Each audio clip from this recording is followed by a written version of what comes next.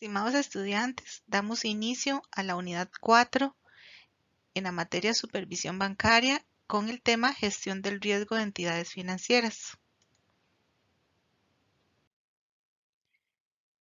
El objetivo de aprendizaje de esta unidad está relacionada con la adquisición de conocimiento en el tema Gestión Integral de Riesgos en entidades financieras, entidades bancarias. Como lo hemos venido estudiando en las unidades anteriores, tenemos principios básicos para una supervisión efectiva por recomendaciones del Comité de Basilea, en los cuales se recomienda que las entidades financieras implementen un proceso integral de riesgos que les ayude a identificar, a evaluar, a vigilar, controlar o mitigar los riesgos a los cuales están expuestas, así como evaluar que la suficiencia de capital con relación a su perfil del riesgo sea el adecuado. Este proceso que se sugiere debe ser congruente con el tamaño y la complejidad de la entidad. Asimismo, estos principios hacen recomendaciones para que las entidades financieras administren o gestionen otros riesgos, como es el riesgo de crédito, el riesgo país, el riesgo de transferencia, de mercado, de liquidez operacional, de tasas de interés, de legitimación de capitales. En esta unidad vamos a mencionar algunos de ellos.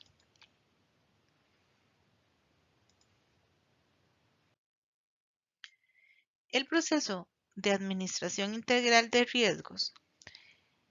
es una situación muy particular que puede estar en diversos negocios, pero en el negocio bancario es muy latente. ¿Por qué? Porque el negocio bancario, la sofisticación y la incertidumbre que existe en los mercados financieros conlleva a que haya un posible deterioro del valor de las entidades. De ahí la importancia que los bancos implementen procesos que les permita alienar esa relación de los beneficios que quieren obtener de su estrategia comercial con esa aceptación de nivel de riesgos que desean asumir. Identificando este riesgo, pueden desarrollar alternativas de respuesta que les ayuden en la toma de decisiones y hacer un uso adecuado de su capital en función de las necesidades reales que tienen. De ahí que un adecuado proceso de administración integral de riesgos necesite un marco organizativo con funciones y responsabilidades claramente definidos, recursos humanos y materiales apropiados conforme el tamaño, el grado de sofisticación de las operaciones que brinde la entidad, su estrategia de negocio y su perfil de riesgo.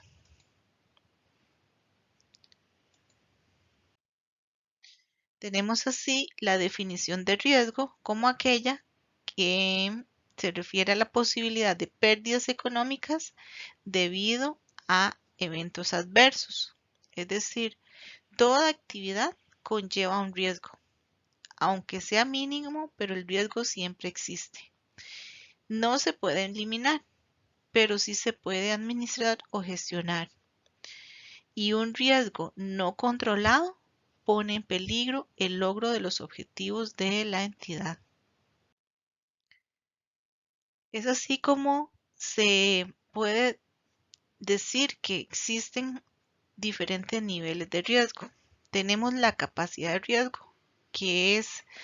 aquel margen o aquel nivel máximo de riesgo que una entidad es capaz de asumir en función de su gestión integral de riesgos, las medidas que tiene para controlarlo, las limitaciones regulatorias de su ámbito, su base de capital y otras variables de acuerdo con las características propias. Tenemos la tolerancia al riesgo, que es aquel nivel máximo de riesgo que la entidad está dispuesta a soportar. Y tenemos el apetito al riesgo, que es más bien el nivel y los tipos de riesgos que una entidad o conglomerado financiero o grupo financiero está dispuesta a asumir y que han sido previamente aprobados por el órgano de dirección y que se encuentran dentro de su capacidad de riesgos y obviamente le permiten alcanzar los objetivos. Entrando ya en materia en algunas definiciones de riesgos, tenemos que el riesgo de crédito es de los principales riesgos que enfrentan las instituciones financieras, el mismo sistema financiero y la economía en general. ¿Por qué? Porque sabemos que las entidades financieras em, hacen precisamente intermediación financiera, colocan recursos que captan del público a las actividades productivas del país. De ahí que surge esa probabilidad de pérdida derivada del incumplimiento, sea en el tiempo o de forma por esas obligaciones crediticias que adquiere el cliente y que, dada una situación particular de empeoramiento de sus circunstancias económicas, ¿verdad? Particulares, o por una evolución negativa, digamos, del contexto en el que desarrolla la actividad este cliente, se dan situaciones de incumplimiento en las condiciones pactadas con la institución financiera o también incumplimientos que puede darse por parte de un emisor o de una contraparte. De ahí la importancia que un adecuado proceso de gestión del riesgo de crédito debe considerar de forma obligatoria políticas y procesos prudentes para identificar, cuantificar, evaluar, vigilar, informar y controlar o mitigar el riesgo de crédito en el momento oportuno. La pronta identificación y gestión de los activos dudosos en el momento en que ya los clientes empiezan a dejar de pagar, se empieza a dar esta situación. El mantenimiento de las provisiones suficientes, ¿verdad? Los registros contables que permitan llevar a cabo provisiones para atender estos créditos dudosos y así como límites prudenciales para las contrapartes vinculadas, evitar los abusos de otorgamiento de transacciones a partes vinculadas, procurar que estas políticas tengan el tema de reducción del riesgo de conflicto de intereses y además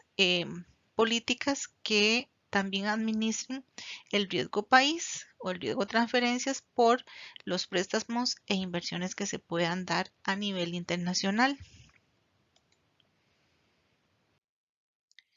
En cuanto a los riesgos de mercado, conocemos que el riesgo de tasas de interés tiene que ver con la posibilidad de que una entidad financiera tenga pérdidas por una operación financiera a partir de cambios que se den en las tasas de interés que estén asociadas a esas operaciones. En el tanto, el riesgo de tipo de cambio se manifiesta cuando las fluctuaciones en el valor de la moneda extranjera pueda disminuir los ingresos obtenidos de activos, aumentar los gastos por pasivos de operaciones establecidas en esa moneda. Y de ahí también la importancia de que las entidades deben de contar con una estrategia para gestionar el riesgo de mercado, el riesgo de tasas de interés, que contemple el alineamiento entre los sistemas, las políticas, los procesos para, igual que los demás riesgos, identificarlos, cuantificar, evaluar, vigilar, informar y controlarlos y conforme también la definición de su apetito al riesgo, la importancia sistémica que tiene esta entidad dentro de un sistema financiero, su perfil de riesgo y situaciones macroeconómicas y de mercados que también influyen en estos riesgos. Tenemos el riesgo de liquidez, que es otro que está muy latente en las instituciones financieras. Se define como la probabilidad de que una entidad, que incluso puede ser solvente,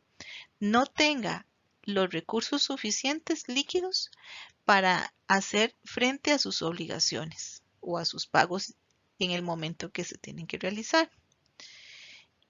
Y precisamente lo que veíamos ahora por el proceso de transformación de plazos mediante la captación de recursos de corto plazo y la colocación de esos recursos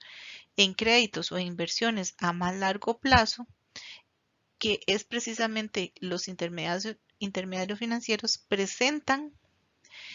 de una forma intrínseca esta vulnerabilidad al riesgo de liquidez.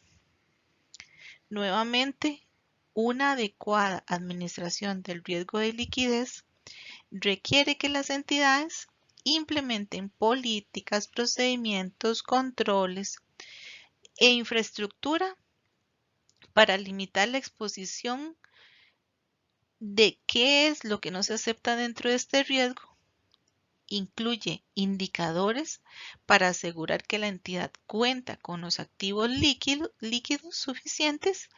para hacerle frente a las situaciones operativas normales, pero también a las situaciones de tensión de liquidez que se les pueda presentar en un horizonte de tiempo. Asimismo, es importante que las entidades cuenten con planes de contingencias para afrontar cualquier problema de liquidez que se les pueda presentar. Tenemos el riesgo operativo, que este es un riesgo que en cualquier negocio, pero también en las entidades financieras, es un riesgo que está muy latente, se puede presentar a cualquier nivel y en todos los tipos de negocios financieros que tenemos en el sistema financiero. Este riesgo representa la posibilidad de incurrir en pérdidas financieras por fallos, carencias directamente relacionados en los procesos productivos, por los mismos funcionarios, por inadecuadas políticas, por sistemas que no dan la talla, ¿verdad? En su administración, tecnologías, temas legales, situaciones, por ejemplo, sucesos externos, ¿verdad? Desde los cuales la entidad no tiene control,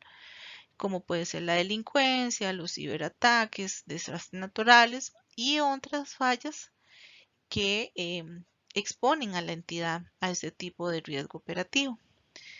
Nuevamente volvemos a la importancia de que, dado que este riesgo es transversal a la organización y se puede dar en cualquier área de la entidad,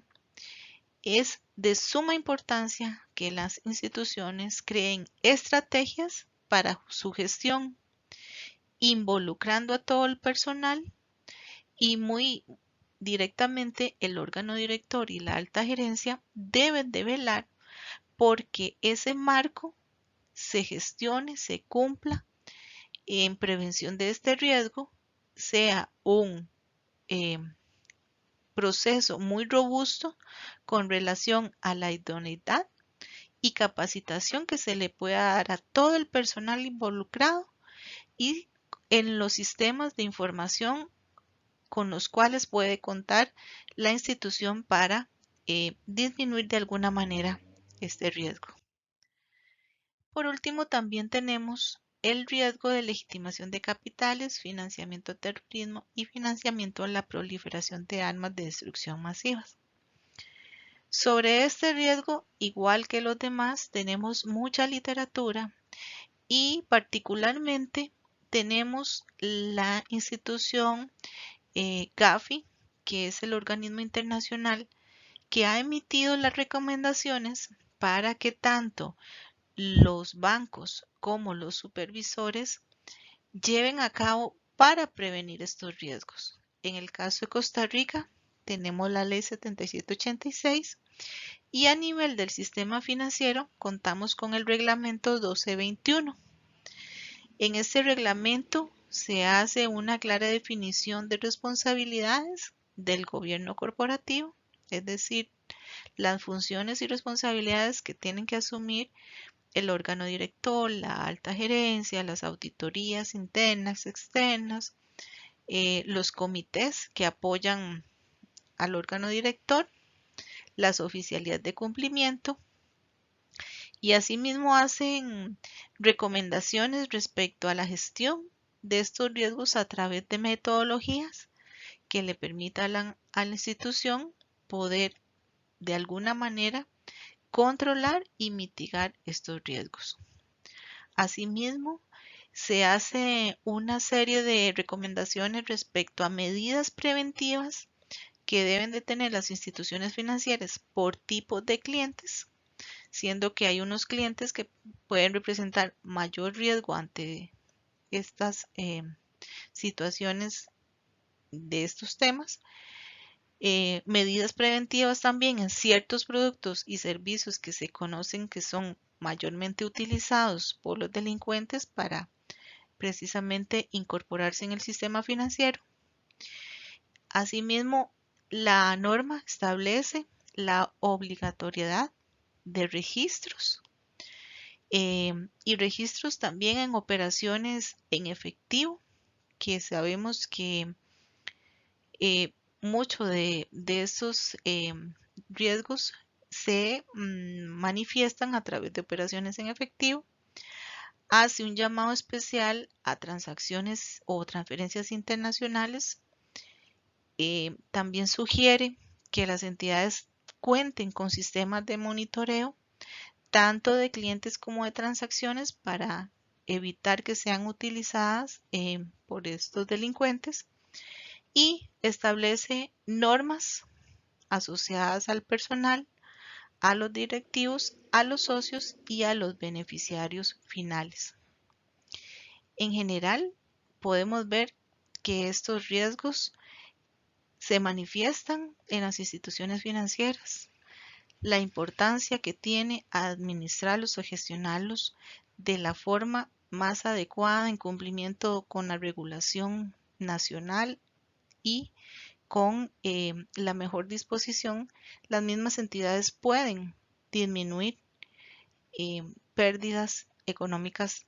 y evitar su manifestación material. Los invito a que sigan dando lectura a los documentos que se ubican en esta unidad. Muchas gracias.